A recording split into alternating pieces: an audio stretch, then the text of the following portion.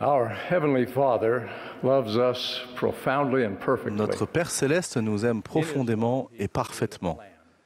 Dans son amour, il a préparé un plan de rédemption et de bonheur qui nous permet à tous d'avoir les opportunités et la joie que nous sommes disposés à recevoir jusqu'à devenir comme le Père et avoir tout ce qu'il a.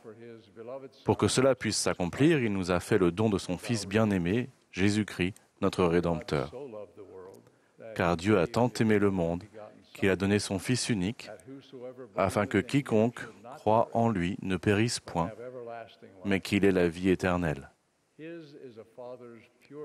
C'est l'amour pur d'un Père qu'il répand universellement sur tous et que chacun peut pourtant ressentir personnellement. Comme son Père, Jésus-Christ a ce même amour parfait. Lorsque notre Père a élaboré son grand plan du bonheur, il a demandé que quelqu'un soit notre sauveur afin de nous racheter. C'était une partie essentielle de ce plan. Jésus s'est présenté et a dit « Me voici, envoie-moi ». Le Sauveur ne fait rien qui ne soit pour le profit du monde, car il aime le monde, au point de donner sa propre vie afin d'attirer tous les hommes à lui. C'est pourquoi il ne commande à personne de ne pas prendre part à son salut. Cet amour divin nous procure du réconfort et de la confiance en abondance, tandis que nous prions le Père au nom du Christ. Aucun de nous n'est un étranger pour eux. Nous ne devons pas hésiter à nous adresser à notre Père céleste, même lorsque nous nous sentons indignes. Nous pouvons avoir confiance en la miséricorde et les mérites de Jésus-Christ pour être entendus. En demeurant dans l'amour de Dieu, nous dépendons de moins en moins de l'approbation des autres pour être guidés. L'amour de Dieu n'excuse pas le péché. Il offre la rédemption. Comme l'amour de Dieu est universel, certains disent qu'il est inconditionnel. Ils pensent que cela signifie que les bénédictions de Dieu sont inconditionnelles et que le salut est inconditionnel. Mais ce n'est pas le cas. Certains diront « Le Seigneur m'aime tel que je suis ». Et c'est tout à fait vrai. Mais il ne peut pas nous faire entrer dans son royaume tel que nous sommes, car rien d'impur ne peut y demeurer ou demeurer en sa présence. Nous devons d'abord nous repentir de nos péchés. Le professeur Hugh Nibley a fait remarquer que le royaume de Dieu ne peut supporter le plus petit péché avec le moindre degré d'indulgence. La moindre marque de corruption signifierait que l'autre monde ne serait ni incorruptible ni éternel. La moindre faille dans un bâtiment, une institution ou une personne se révélera fatale dans cette longue course vers l'éternité. Les commandements de Dieu sont stricts, car son royaume et ses citoyens peuvent y demeurer uniquement s'ils rejettent constamment le mal et choisissent sans exception le bien. Jeffrey Holland a fait la remarque suivante. Jésus comprenait clairement ce que beaucoup ont l'air d'oublier dans notre culture moderne. Il y a une différence essentielle entre le commandement de pardonner le péché, ce qu'il a la capacité infinie de faire, et l'avertissement qu'il ne faut pas le tolérer, ce qu'il n'a jamais fait, pas même une seule fois. Malgré nos imperfections actuelles, nous pouvons toujours espérer obtenir un nom et une position, une place dans son Église et dans le monde céleste.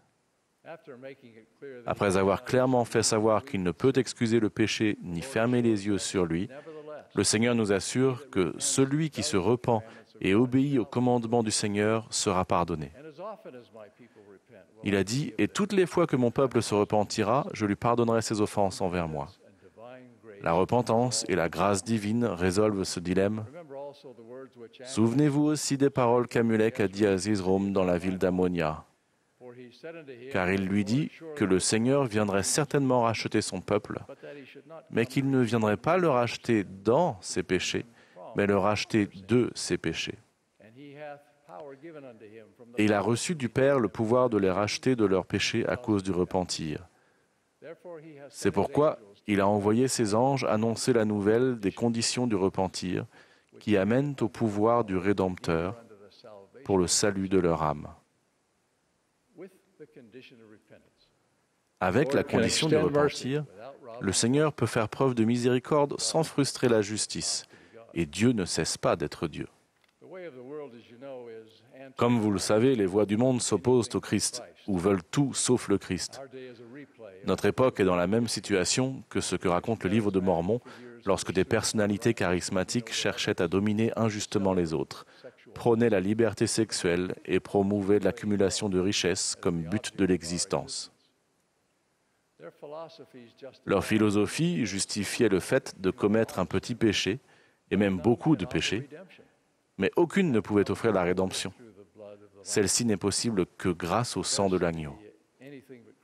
Ce que les partisans de tout sauf le Christ ou tout sauf le repentir ont de mieux à offrir est la déclaration infondée que le péché n'existe pas et que même s'il existe, il n'engendre aucune conséquence. Je vois mal cet argument avoir beaucoup de poids lors du jugement dernier. Nous n'avons pas besoin de tenter l'impossible pour essayer de trouver des raisons à nos péchés. Nous n'avons pas besoin non plus de tenter l'impossible pour effacer les effets de nos péchés par nos seuls mérites. Notre religion n'est pas une religion de la rationalisation, ni une religion du perfectionnisme, mais une religion de la rédemption. La rédemption grâce à Jésus-Christ. Grâce à son expiation, nos péchés sont cloués sur sa croix et nous sommes pardonnés et purifiés.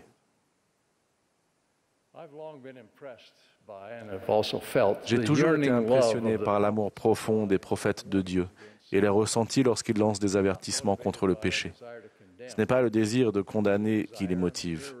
Leur véritable motivation est de refléter l'amour de Dieu. En fait, c'est l'amour de Dieu. Ils aiment toutes les personnes auprès desquelles ils sont envoyés, quelle que soit leur façon d'être et leur apparence.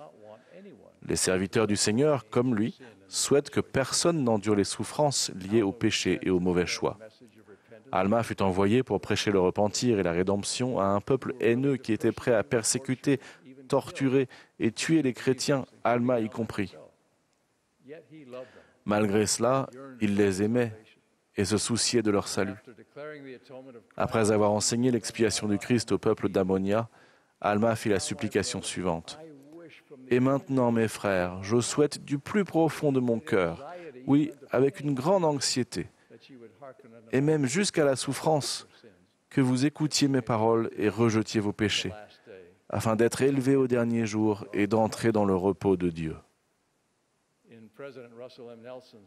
Le président Nelson a dit, « C'est précisément parce que nous nous soucions profondément de tous les enfants de Dieu que nous proclamons sa vérité. »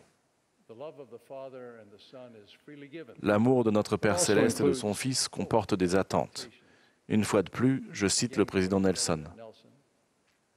« Les lois de Dieu découlent entièrement de son amour infini pour nous et de son désir que nous atteignions notre plein potentiel.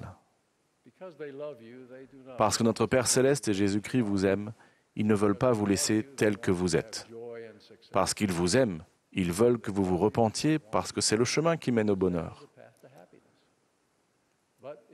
Mais c'est votre choix. Ils respectent votre libre arbitre. Vous devez choisir de les aimer, de les servir et de respecter leurs commandements. Ensuite, ils peuvent vous bénir et vous aimer plus abondamment. Leur principale attente est que nous donnions aussi de l'amour. Celui qui n'aime pas n'a pas connu Dieu, car Dieu est amour. Jean a écrit, « Bien-aimés, si Dieu nous a ainsi aimés, nous devons aussi nous aimer les uns les autres. » Joy Jones, ancienne présidente générale de la primaire, a raconté que lorsqu'elle était jeune mariée, elle a été appelée avec son mari à rendre visite à une famille qui ne venait plus à l'église depuis des années afin de prendre soin d'elle. Il est apparu très clairement dès la première visite que leur présence n'était pas appréciée. Après les frustrations des visites suivantes et beaucoup de prières sincères et de méditation, frères et sœurs Jones ont compris la raison de leur service grâce à ce verset des Doctrines et Alliances.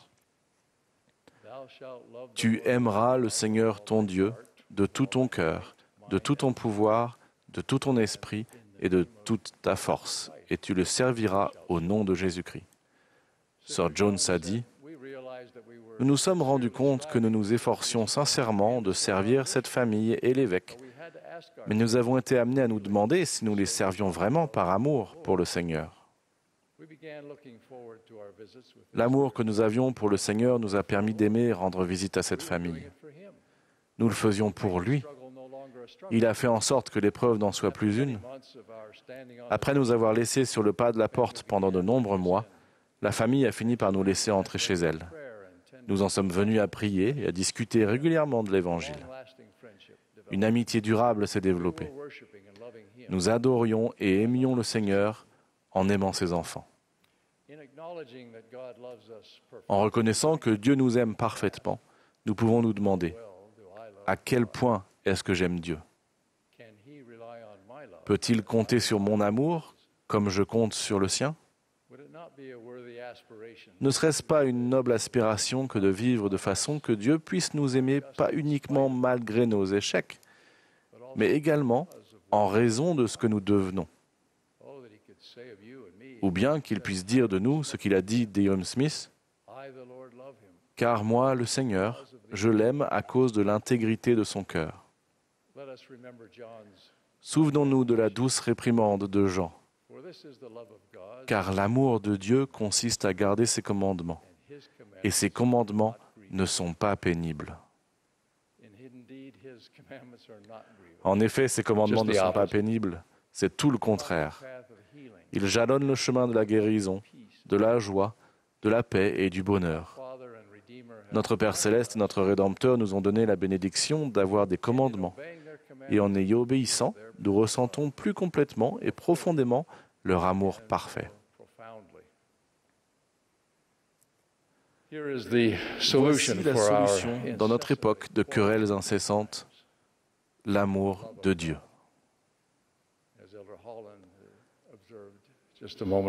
Tout comme Elder Holland l'a déclaré il y a quelques instants, à l'âge d'or de l'histoire du Livre de Mormon, après le ministère du Sauveur, il est rapporté qu'il n'y eut pas de querelle dans le pays, à cause de l'amour de Dieu qui demeurait dans le cœur du peuple. Tandis que nous nous efforçons d'édifier Sion, nous nous souvenons de la promesse faite dans le livre de l'Apocalypse. Heureux sont ceux qui obéissent à ses commandements, afin d'avoir droit à l'arbre de vie et d'entrer par les portes dans la ville sainte.